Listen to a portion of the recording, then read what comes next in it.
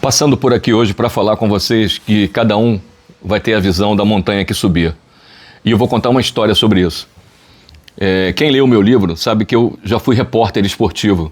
Eu comecei no início dos anos de 1980. Eu comecei na Rádio Bandeirantes, depois fui para a Rádio Carioca e depois fui chamado para atuar na Rádio Tupi, que eram as duas maiores rádios naquela época, era Tupi e Rádio Globo. E eu comecei a fazer participações nos programas esportivos da rádio, tanto em entrevista, quanto em cobertura de treino de clube, quanto em jogos de futebol. E eu fiz alguns treinos do Flamengo, cobri alguns treinos do Flamengo. E naquela época o Zico estava atuando, né, plenamente pelo clube. E tem uma questão assim muito particular que as pessoas às vezes falam aí, mas eu tive o privilégio de presenciar isso, de estar presente lá. Não só uma, mas várias vezes. O treino do Flamengo acabava na Gávea, e naquela época, quando o treino acabava, eles apagavam todas as luzes do campo. Ficava só um refletor. Então ficava uma penumbra. E todos os jogadores saíam. E o Zico pedia para o pessoal do staff encher um carrinho de bolas, tinham 100 bolas. Deixavam 100 bolas ali. E ele pedia, um rapaz dava uma gorjeta para um menino para ficar atrás do gol recolhendo as bolas, caso aquelas que não fossem ao gol, que eram muito poucas, né? Então ele ficava com aquela barreira, uma barreira de metal que tinha naquela época, né, simulando os jogadores em pé ali, e ele batia, gente, sem faltas. Da mesma forma, ele botava a bola.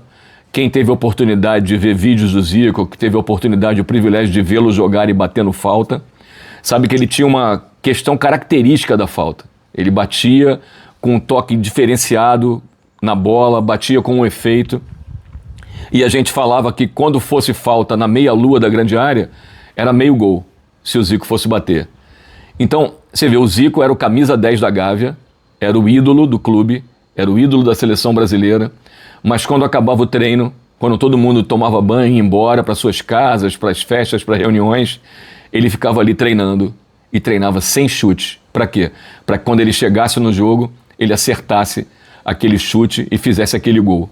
Então isso é o quê? Ele passou por esse caminho, ele sabia que o caminho a ser trilhado teria que ser esse e ele conseguiu alcançar o objetivo dele.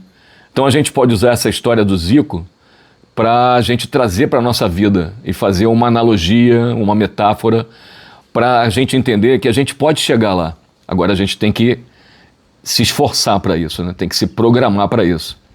Tem uma frase do Denzel Washington que eu termino meu livro com ela, que diz que o comprometimento faz você começar, mas a constância faz você seguir em frente. Você gostou desse conteúdo? O que você achou dessa reflexão? Segue meu canal e divulga esse pensamento aí com as pessoas que você achar pertinente.